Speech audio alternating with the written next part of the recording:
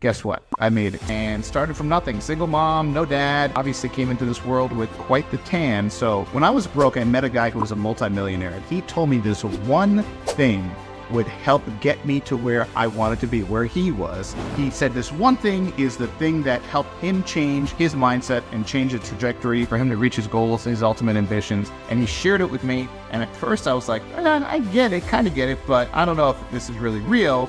And then I actually put it into practice, and it completely changed my life. Started a company in my garage while I was a police officer making peanuts, and I grew the company. Now it's a multi-million-dollar company. I had other companies that I started and grew, now own multiple pieces of multi-million-dollar real estate around the country, and started from nothing. The premise of these videos is that you can make it. I'm making these videos to let people like you watching, maybe if you're in the same situation, maybe you're in a slightly better situation, maybe you're in a worse situation than I started. So if I can do it, you can do it. I'm going to share some of the things with you that I learned along the way. And then of course I have the Ultimate Ambitions podcast and all that stuff where what I learned from this gentleman who was a multimillionaire that I met. He said, what are you doing now as far as trying to build your wealth? And I told him, I'm trying to do this, I'm trying to do this, I'm trying to do this. I was trying to do a lot of things, but I really wasn't doing anything. Then he said, okay, what kind of car do you drive? At the time, I was driving a BMW, and it was a pre-owned BMW. It wasn't like really like a, and he said, why do you have a BMW? I was younger, you're going on dates and, you don't want to pull up, right? You have a decent car. And he said, you don't need a car like that. You could drive something like much more modest and less expensive Honda Civic. And I said, yeah, I suppose I could. And he said, why aren't you driving the Honda Civic? It's a good car. It's a reliable car. It's good on gas. He said, so the difference in your payments of your Honda Civic to your BMW would potentially be what? I don't know, maybe like $200. And he said, okay, so over the course of X amount of months, over X amount of years, let's call it 60 months where you're financing car. Instead, if you had the lesser value car and you put that $200 a month into an investment vehicle, where would you be at the end of it? And so he quickly did the math for me. And I said, oh, wow, I never thought about it that way.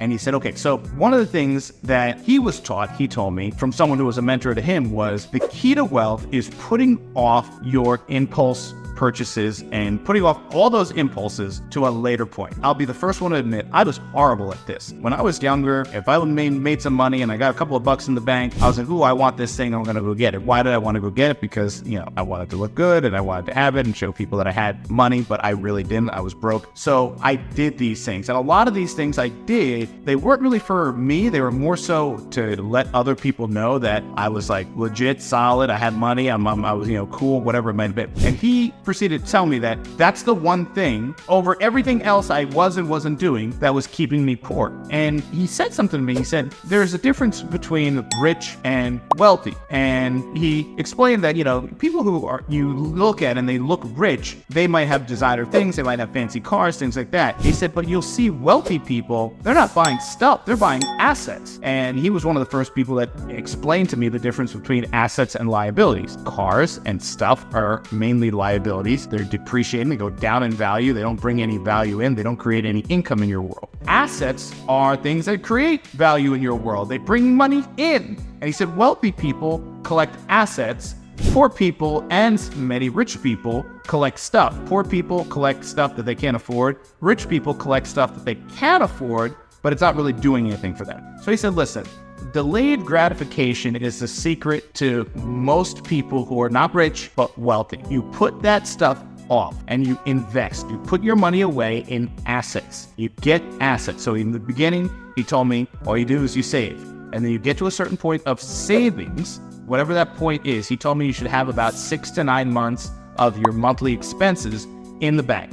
So I did that. So I saved until I got that much money in the bank. So now you want to start investing. So now whatever money you were saving every month to get to that point where you had 9 months of your monthly liabilities in the bank, now start putting that money into an investment vehicle. He told me about Roth IRAs. He told me about, just as investing in a mutual fund with tied to S&P 500. I set it and forget it, have it automatically draft out of your bank account, and that's it. So now you have the savings and investment vehicle. And then he told me about protection strategies, things like that, which I get into another video. But that was it. And he said, along the way, as you're building up money, 1, in your savings account, and then 2, in your investment account, the hardest thing is going to be to fight the urge to buy stuff. And most likely you're buying stuff not because you want it, but because you think once you get that, it's going to make you feel good, it's going to make you look wealthy, and it's going to make you look like you got stuff, right? And he was right, and I was doing it. It was 100% right. He said, make it a point, make it a game.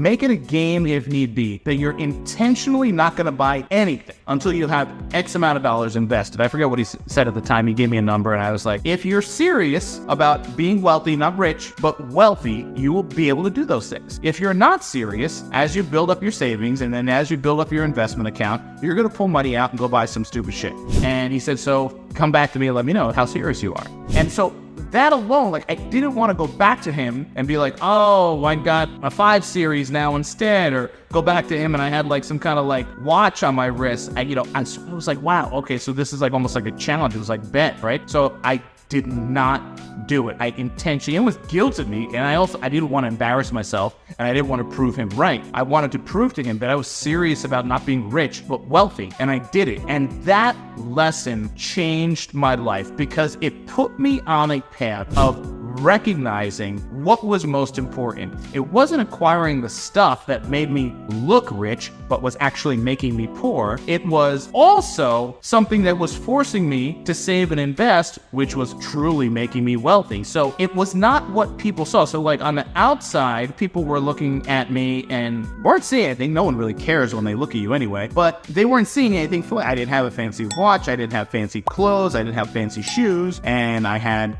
a regular car. I had the car at the time, so that was what it was. But I didn't get anything else. From that point, I just kind of slowly kept going forward until I had enough savings and investments. And then at that time, I wanted to upgrade my car, because I was just like, man, I'm in my car a lot. I want to upgrade my car. I want to get a new car, and I'm a car guy. I'm a car fanatic. So he said, I'll tell you what, when you get to this point in investing, when you have this much in your investment account, you should get a car, because you've done the work and you reward yourself. Don't go crazy. You should get a car that has a payment of about this much a month. And so I did that. All right. But that was a reward for doing the work. All right. And then you get to the point where, okay, you're going to pick up a rental property. This is how you pick up a rental property. And I learned about looking for real estate, finding a property, doing the math. There's an equation that you got to, of course, look at when you're buying a property for the note versus the rent. And that's a whole nother video. But he taught me about that. And then, of course, he told me some books to read. And I read those books and I did the work. And then I was able to pick up my first rental property, which was now bringing me income. I would have never got to that point of being able to afford that rental property. And it was, guys, it wasn't it was in the ghetto. It was a complete disaster as far as what the house looked like on the inside. I had to go in, I had to fix it up myself. I had to do everything myself. I was there on the weekends and nights, painting, doing the toilets, redoing the place, right? Cleaning up mouse droppings. I was doing the whole thing by myself, but I got it. I was able to get the loan for it because of the money I had saved and invested based on what he told me. I bought the house, and it was a 3-bedroom, 2-bathroom house. I think it cost me like $26,000. It was crazy. Yeah, it was in that bad of a neighborhood. And so in the early 2000s, and I was able to buy it, fix it up with the money I had, thankfully, and I was able to rent it out.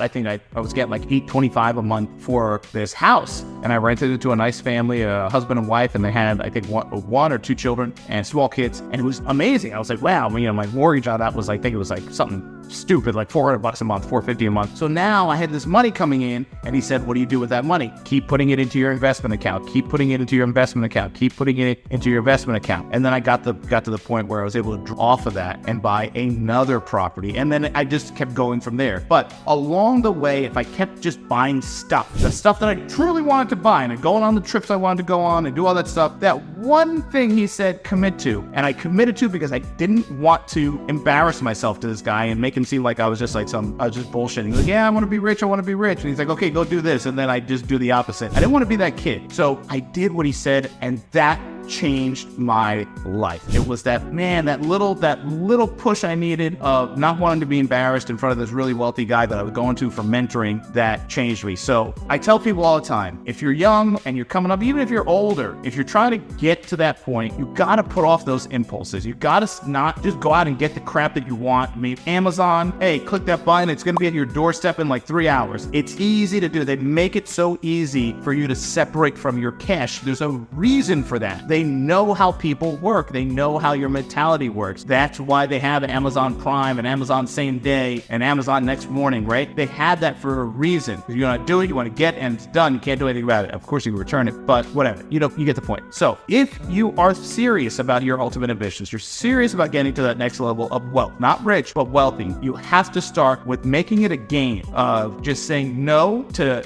getting the stuff that is not going to help you and saying, I'm going to save, I'm going to invest, and then I'm going to look for an asset that I'm going to get. I want to get stuff that gives me money every month. That's what I want to collect. I want to collect stuff that sits there and goes down in value every month and depreciates and just doesn't do anything, and what someone sees you with it and they're like, oh, look at that dude with that fancy belt. No, I want to be the dude that has stuff that no one even knows I have that's bringing in cash, money, every single month, so I can ultimately do the things and get the things that I want when it's time. Hope that helps. One of the things that got me to where I am today, sharing this with you because you could do it too. I was able to do it. I was able to do it with no help, and that's how I got to the point. I'm going to share some of the stuff about my fitness journey and how I got to it from a fitness standpoint, but that was just one of the things that got me from where I was to where I am from a financial standpoint. Hope it helps. I'm doing these videos for you for the obvious reason. Hit me up in the comments if you have any questions about anything that I share in this video along the way. There's no magic here. It was just what I did personally to go from seriously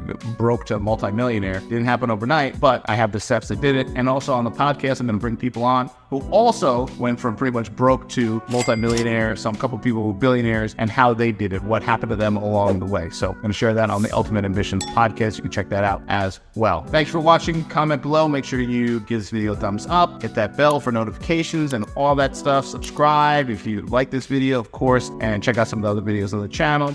I'll see you next time.